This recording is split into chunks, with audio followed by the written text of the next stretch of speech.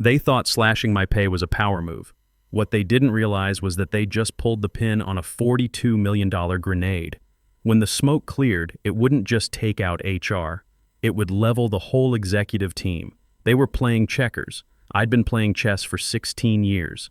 And no, my tenure didn't make me desperate. It made me dangerous.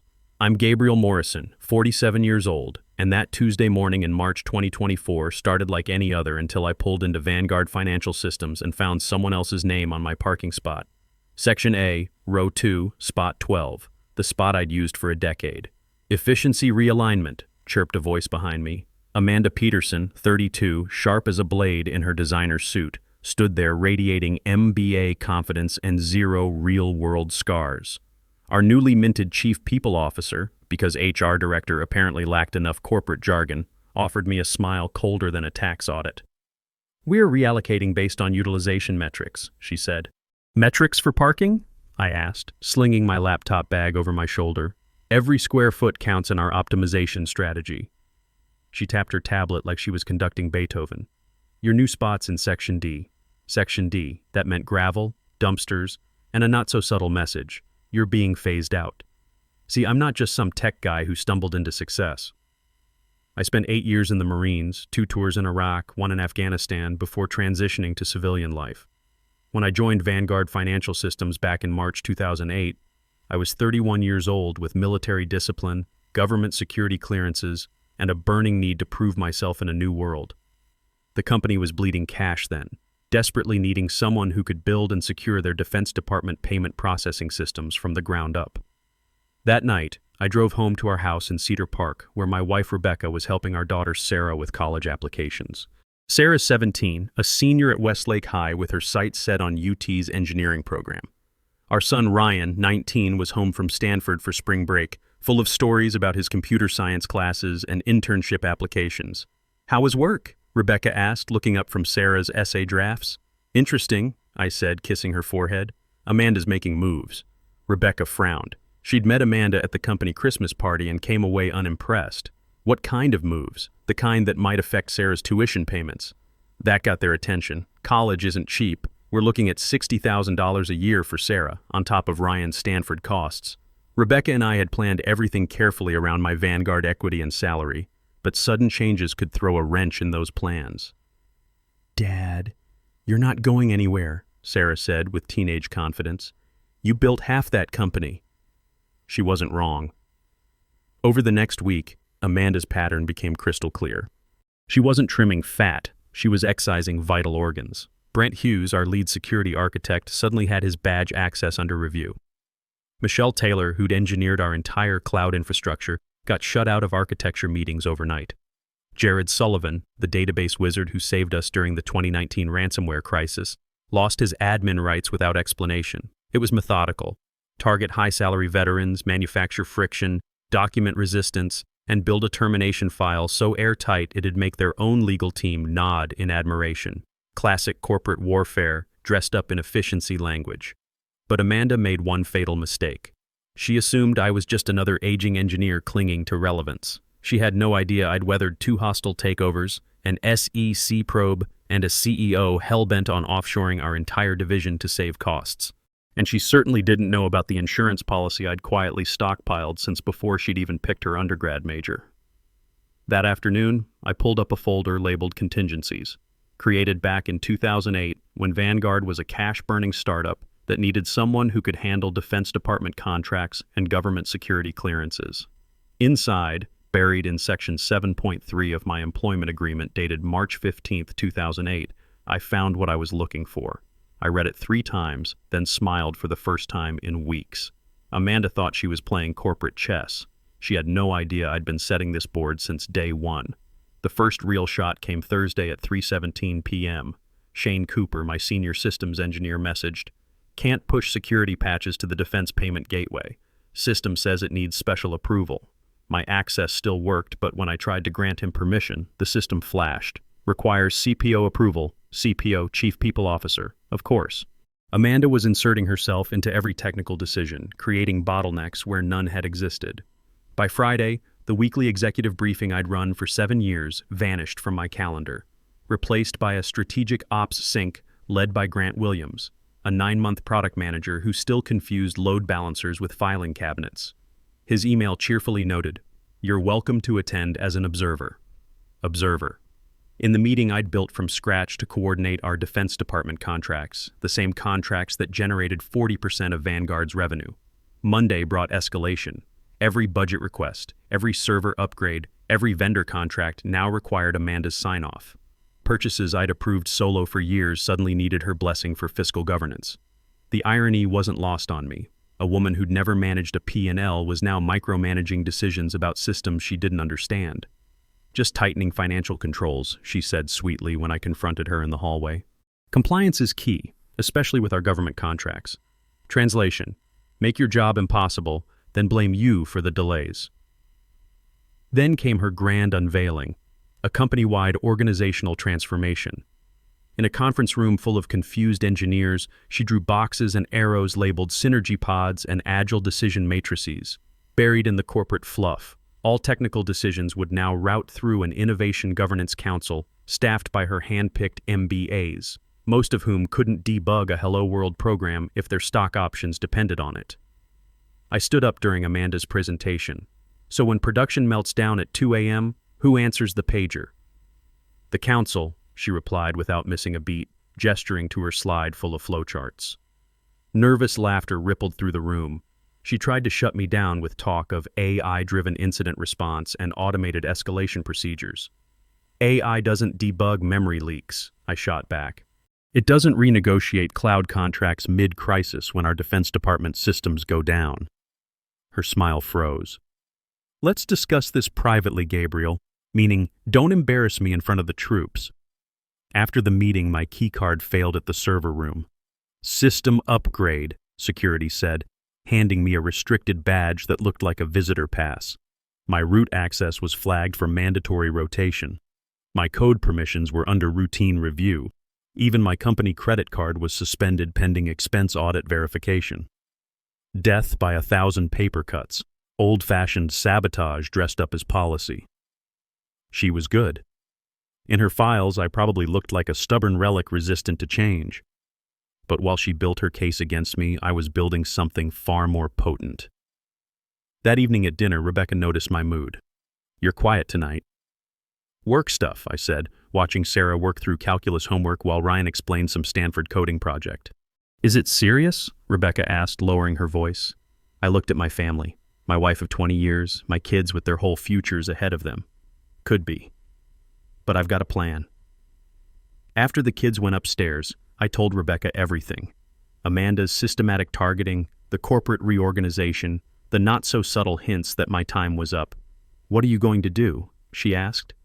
"Remember that contract I negotiated back in 2008, when Vanguard was barely surviving and needed someone who could handle the Defense Department work?"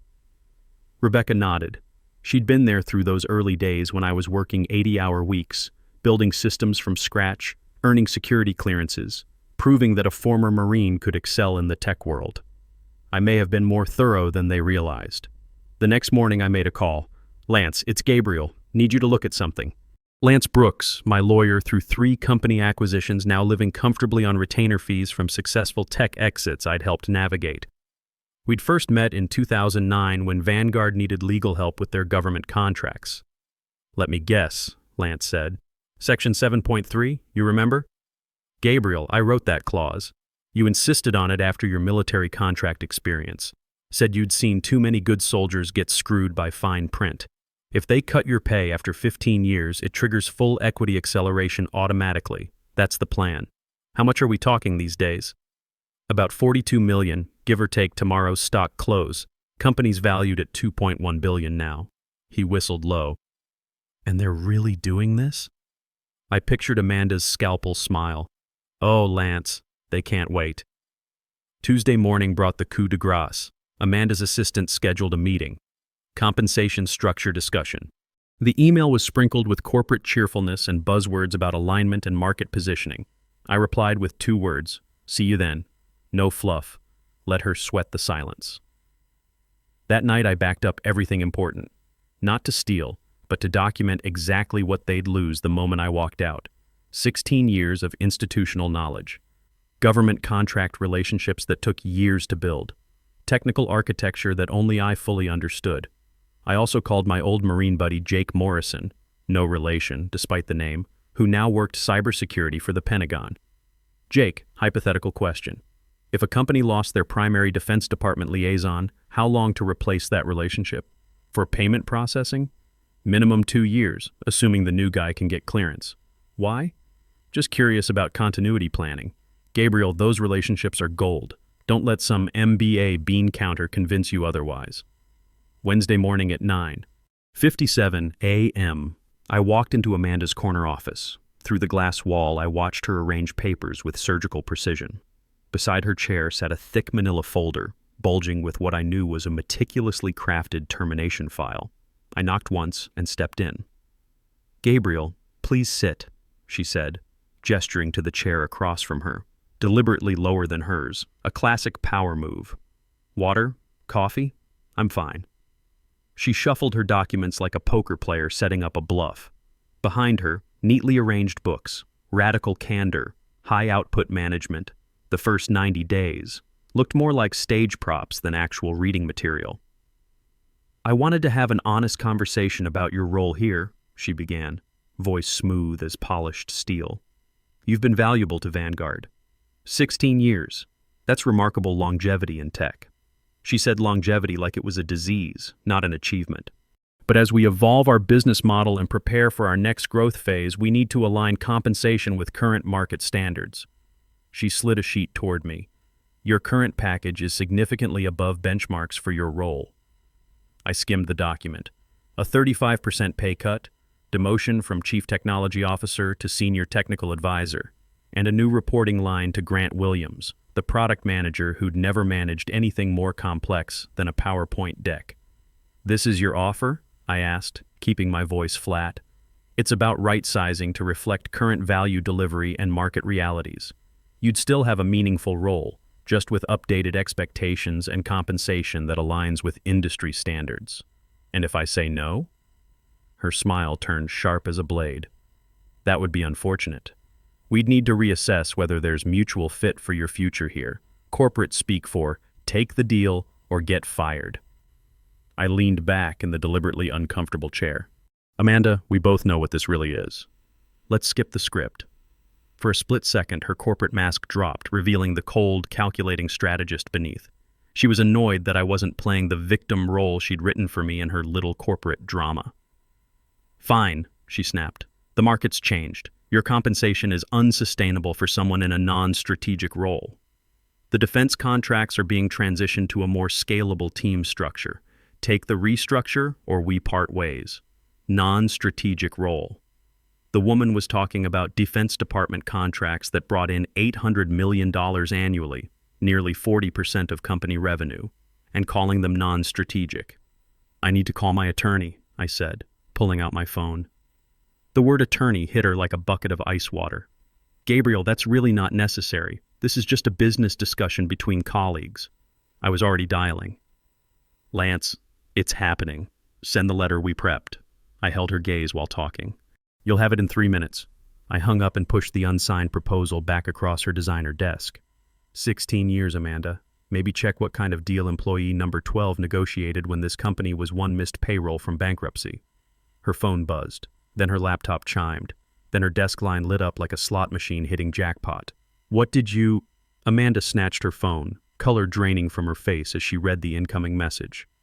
"Section 7.3, I said quietly, watching her world crumble in real time.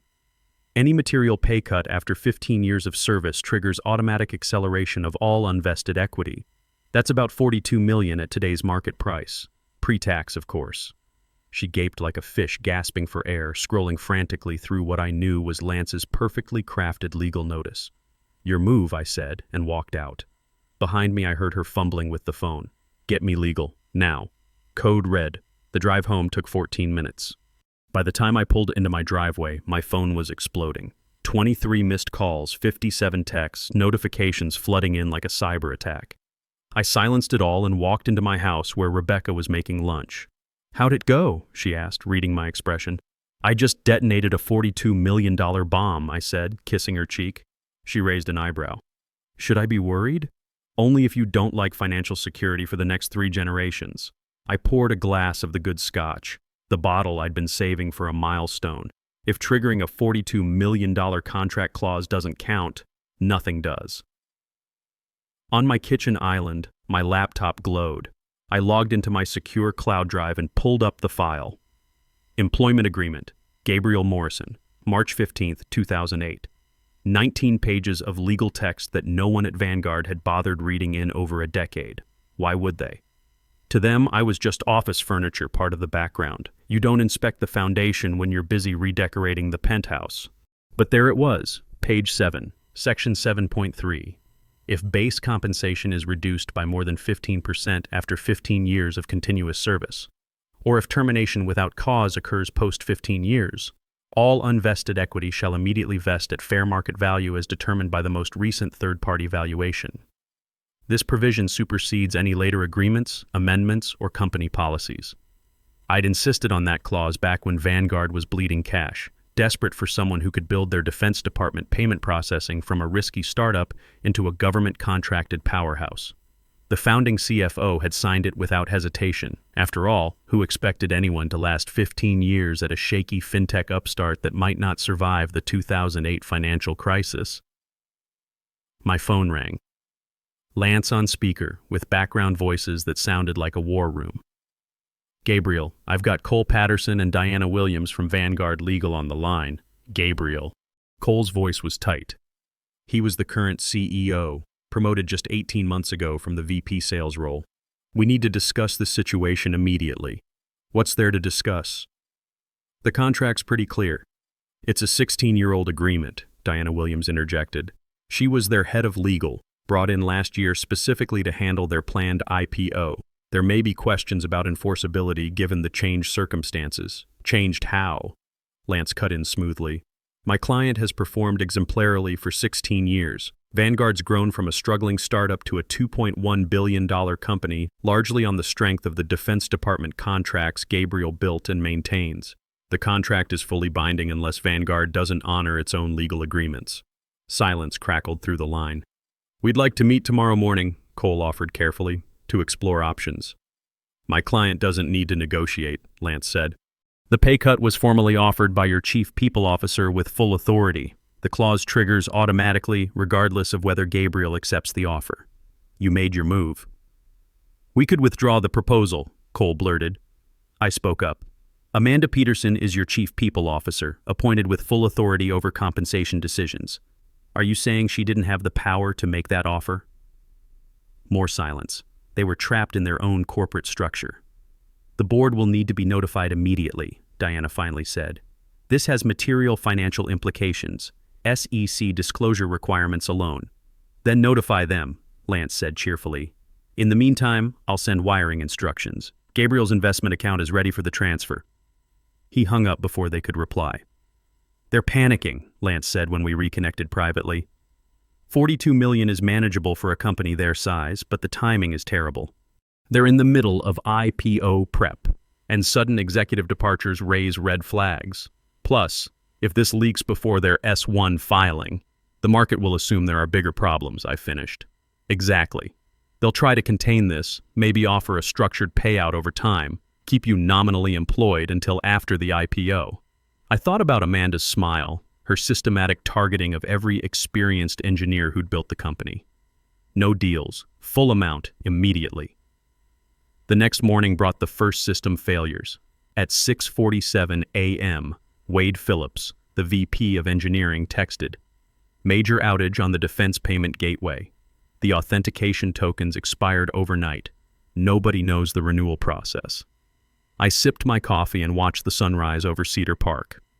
Those tokens were tied to a legacy Defense Department account I'd personally established in 2009. The documentation existed, but it was buried in technical wikis that Amanda's efficiency initiatives had archived as legacy information.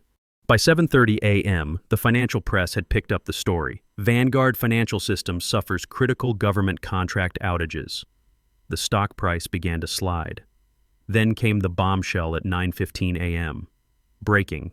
Internal audit reveals systematic HR issues at Vanguard Financial.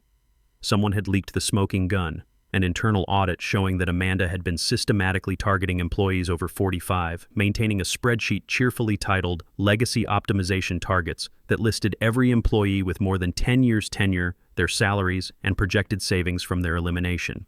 My name was at the top of the list with a note: high value target, significant cost reduction opportunity, transition knowledge to offshore team. Lance called within minutes. This is beautiful. Age discrimination, systematic targeting, documented evidence of malicious intent.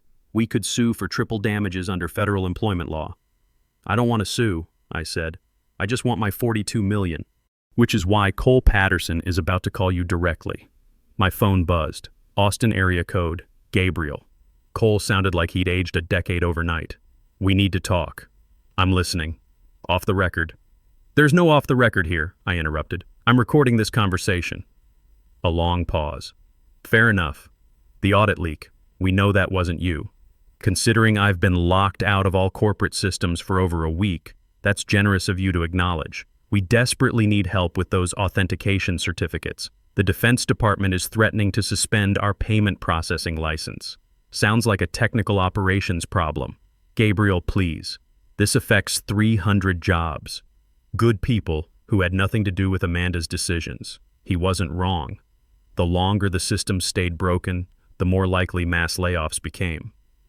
The certificate rotation procedure is documented in the engineering wiki, I said finally. Search for DefAuth Emergency Recovery Protocol. The master authentication key is in the secure vault under GM-critical-defsec-legacy. Thank you. That's the last free technical consultation. Next emergency call costs $15,000 an hour with a 6-hour minimum. That's current market rate for someone who can actually fix your critical infrastructure disasters. I hung up and took another sip of coffee, watching the chaos unfold from my peaceful kitchen while my family got ready for their day. Within an hour, the system stabilized, but the damage was spreading like wildfire. The leaked audit had triggered a media feeding frenzy. Major clients were threatening contract reviews. The SEC had opened a preliminary inquiry into potential securities violations. Amanda Peterson had been suspended pending a full investigation. Then came the call that changed everything. Gabriel, urgent.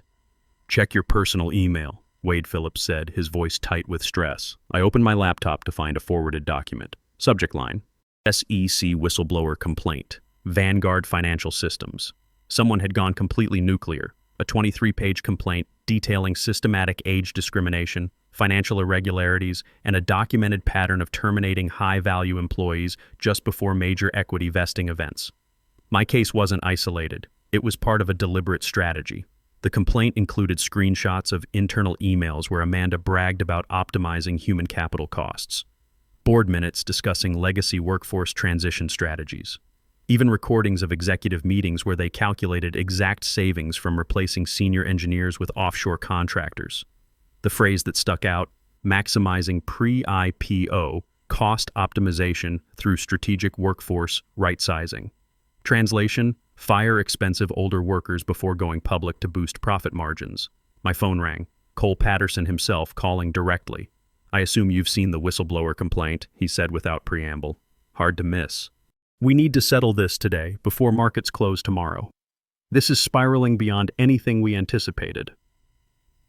I'm listening. $42 million. Wire transfer within 2 hours, plus accrued interest since the date of Amanda's offer, plus full healthcare continuation for your entire family for 3 years. You sign a clean separation agreement. No admission of wrongdoing from either party. No participation in ongoing investigations, no public statements about internal company matters, but also no NDA restricting your future employment or general industry commentary. I considered the offer. They were giving me everything I'd asked for, plus healthcare benefits that would save us $50,000 annually. But there was something else at stake here. One additional condition, I said. What? The whistleblower complaint mentions systematic targeting of employees over 45.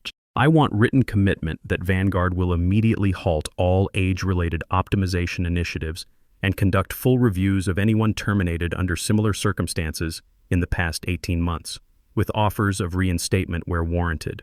Muffled arguing erupted in the background. I could hear Diana Williams arguing about legal liability, board members calculating costs, and Cole trying to maintain control. We can commit to a comprehensive third-party review, Cole said finally. Not good enough. Halt all current termination proceedings immediately. Full review with reinstatement opportunities. Or I become the SEC's primary witness in what's shaping up to be a massive age discrimination case. More heated discussion. I waited patiently, thinking about Brent Hughes, Michelle Taylor, Jared Sullivan, all the experienced professionals who'd been targeted simply for having gray hair and institutional knowledge. Fine, Cole said. Immediate halt of all pending terminations. Independent review of the past 18 months, reinstatement offers where discrimination is found, full remediation program, all in writing. Then we have a deal. Within 90 minutes, $42.2 million hit my investment account, the largest single deposit in my family's history. Within 3 hours, Vanguard announced a comprehensive HR review, executive leadership changes, and Amanda Peterson's immediate termination. Within 6 hours, I got a text from Shane Cooper. Emergency all-hands meeting. They're bringing everyone back. Brent's getting his old job plus a promotion. You actually did it. But the real satisfaction came 3 weeks later when I got a call from an unexpected source. Mr. Morrison, this is Amanda Peterson. I almost hung up, but curiosity won. What do you want, Amanda? I wanted to apologize, she said, her voice stripped of all corporate polish, and to ask for your advice. My advice? The nonprofit I'm working for now, we help older workers fight employment discrimination. I've learned things about my time at Vanguard that I wish I'd understood before. The board had given me equity targets tied to cost reduction. I thought I was just doing my job, but I realize now what I was really doing. I leaned back in my home office chair, and we're seeing cases across the industry, companies using the same playbook I used. Your story, what you did, it's becoming a template. Other workers are checking their contracts, finding protective clauses, fighting back. You started something. 6 months later, I stood outside Vanguard's headquarters one last time. The company had not only survived, but was thriving under new leadership. The stock price had recovered and was hitting new highs. They'd asked me to speak at an all-hands meeting, not as a consultant, as a guest. Standing at the podium, I looked out at a packed auditorium. Faces from my old team, from departments I'd never worked with directly, but they all knew my story. In the front row sat the new CEO, the reinstated employees, and even some of Amanda's former targets who were now in leadership positions. They call me the Clause, I began, like I'm some corporate vigilante who brought down a corrupt system with one contract provision. But that's not the real story. I clicked to my first slide. A photo of the original Vanguard team from 2008, 15 of us crowded into a cramped Austin office. The real story is that experience isn't a liability, it's an asset. Everyone who builds something meaningful leaves fingerprints on it. Code, processes, relationships, institutional knowledge. These aren't line items on a spreadsheet. They're the foundation everything else is built on. I showed them the numbers. Vanguard's revenue had grown 35% since implementing their new experience-valued hiring policies. Employee retention was at an all-time high. The Defense Department had renewed their contracts early and expanded the scope. Every termination based on age or salary alone is a confession of failure, I said, looking directly at the new leadership team. Either you failed to hire right, develop right, or create an environment where experienced people could contribute their best work. Either way, the failure isn't theirs, it's yours. The room erupted in sustained applause. As I left, the new CEO caught my arm. The expansion into civilian payment processing. We could really use your expertise leading that initiative. I smiled. Send me the details. But this time, let's make sure the contract protects everyone fairly from day one. Outside, the Austin evening was warm and clear. My truck waited in a visitor spot. Ironically, the same Section D spot Amanda had assigned me months earlier, but I didn't start the engine immediately. I thought about the email I'd received that morning from a software engineer in Portland. She'd been targeted for elimination after 14 years, but she'd heard my story, reviewed her contract, and discovered her own protective clause. You saved my career, she'd written. You showed me that experience isn't dead weight, it's a secret weapon. The revolution was spreading. Older workers were standing up, companies were rethinking their optimization strategies, and Amanda Peterson was now using her hard-learned lessons to help others avoid her mistakes. I started the truck and drove toward home, where Rebecca was waiting with dinner and stories about Sarah's first semester at UT and Ryan's internship prospects. $42 million richer, but worth so much more than money. Because I'd proven that in corporate chess, experience isn't just another piece on the board, it's your queen. You just have to survive long enough to use it strategically. And sometimes, if you're patient enough and smart enough, you can plant the right moves years in advance, waiting for exactly the right moment to say those two beautiful words, checkmate. Because the most dangerous opponent isn't the one who fights harder. It's the one who planned longer. In a world that mistakes experience for liability, patience becomes your secret weapon, and preparation becomes your victory.